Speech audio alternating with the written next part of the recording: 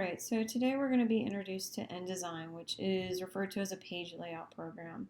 What that means is essentially it's a program where we're going to be laying image and then text on top of it. So right now I'm going to click on Create New, and we're just going to use some presets. So right now I can go to Print, and we're going to select not letter but legal. So it's going to be kind of a longer, skinnier, more narrow page that we're going to be working with. So click on legal. You don't need to do anything else. What's nice is you can click on this preview button down here, and mine was already on, but it's going to show you what that document will look like. And I'll go ahead and say create. You don't need to add any other pages. We're just making almost like a poster. So I'll say create. And then the big thing to remember about InDesign is that you should not ever try to open a JPEG into InDesign or try to copy and paste an image into InDesign. What we're going to be doing is placing an image into InDesign. So what I'm going to do is I'm going to go File, and I'm going to go down to Place. And right here I've got my image I'm going to be using for my demo right now. So the first thing that you should notice is that when you select that image, it doesn't automatically drop into your composition. The reason that it does it is so that we can kind of click and drag what we want that to look like. So what I'm going to do is I want this to fill the whole background. So I'm going to zoom out a little bit, and I'm going to click and drag so that it's filling up everything. Now, the way the images work in InDesign is a little bit different than how we've seen before.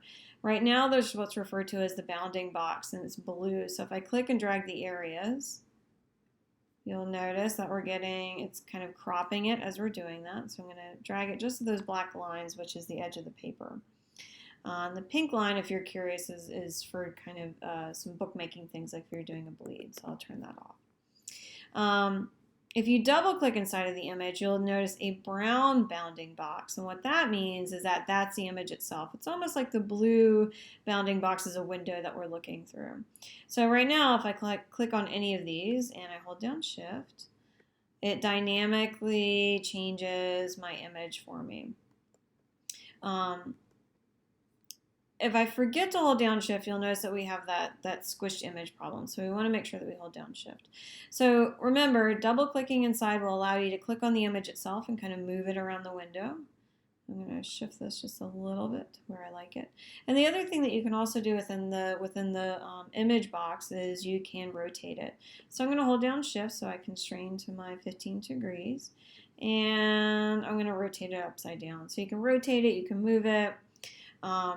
Remember, we're going to be using our zooming in and zooming out, so I'm going to do Command minus to zoom out and Command plus to zoom back in, and then also Command 0 will center it on my page.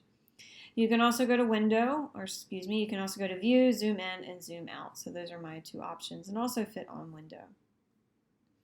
So I've got my image, and it could be an image, it could be a collage, it could be a pattern. If it looks a little pixelated, that's just InDesign trying to work in the best way that it can.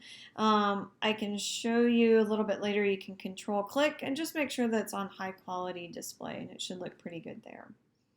So the next thing I'm going to do is I'm going to be adding some text. So I'm going to go up to my type tool. And you'll notice if I just click, nothing really happens. You have to click and drag to create a type box that you can then put your text into. What I'm going to do is I'm going to type my truism that I'm going to work with. And I already had it set to all caps, so I'll switch it back.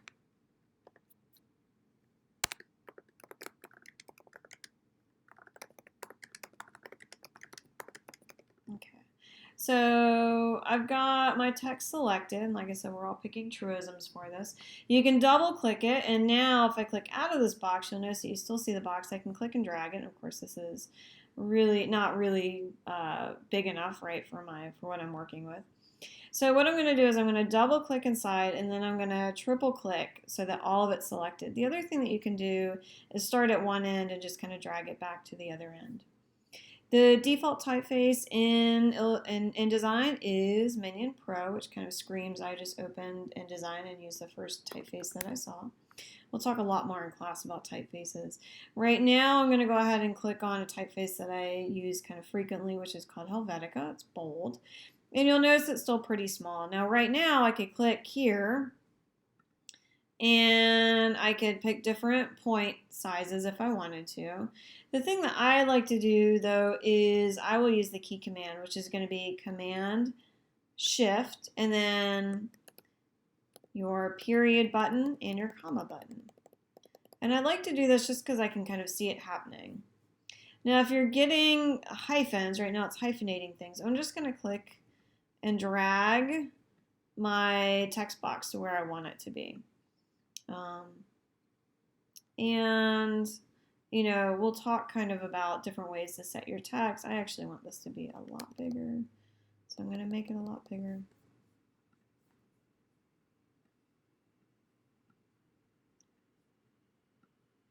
And so right now I've got black text on kind of a white background. You can kind of not show these blue bounding boxes by going to View, and then you can go to Extras and say Hide Frame Edges. That way you're not kind of, when you've clicked on it, you know that you've clicked on it. When you're not clicked on it, you don't have to see it. So right now, I can select my text. I'll double click inside there. I can do Command A to select everything. And then you'll notice over here on the right hand side, we've got some different options. I can double click on Fill. And this should look pretty familiar to everybody. I can make my own swatches. Once again, we've got the CMYK sliders. And I'll say OK. And I can change my text. And you want someone to read your text, but you can also play with what that text looks like. So you'll notice we've got a fill. Please do not for any reason put a stroke on your text. We'll talk about that in class as well. Underneath of that, I've got opacity, and you'll notice that once again, like Illustrator, I can play with my opacity.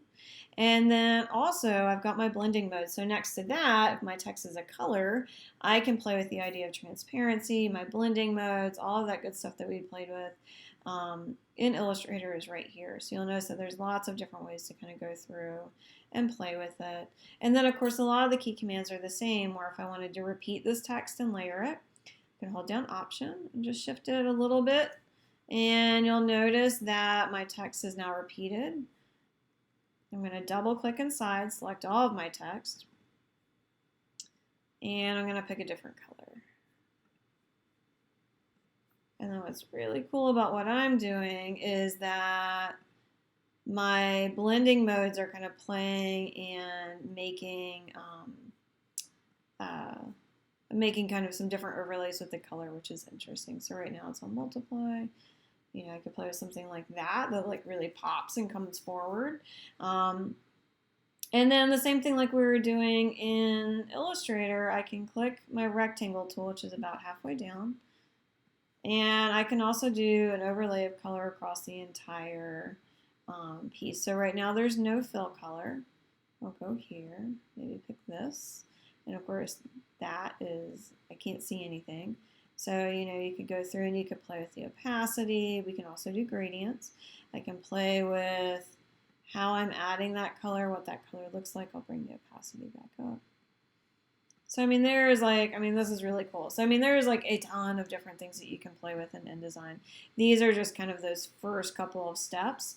One, to get an image in. So remember, when you are working with an image, you want to make sure that you're placing it, you're not copying it, you're not pasting it.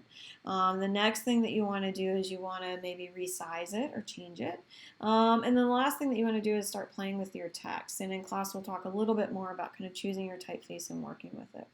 So I'm going to hit save right now, and it's going to save it as an InDesign document. And InDesign makes it really clear and easy because you only have 3 options. So I'm going to say that. I'll say save. And then I'm ready to go back in and work with it. I'll have another handout a little bit later on how to export and finish up your files for turning in for a class.